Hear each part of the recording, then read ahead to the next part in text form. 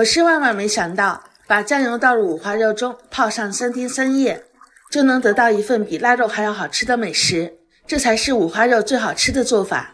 很多人没有见过，也没有吃过。做法简单，用料配比超详细，5分钟就学会。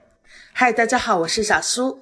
猪肉我们就选择这种肥瘦相间的五花肉，可以提前让商家切成3指宽的长条。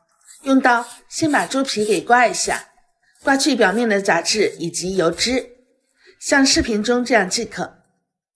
然后放入到一个大一点的盆中，往里面直接倒入高度白酒。5斤的猪肉我倒入了250毫升的白酒。大家记住，新鲜的五花肉买回家，切记直接沾生水，或者是用清水来洗。沾上生水，我们在后期制作的时候容易滋生细菌，更容易变质，所以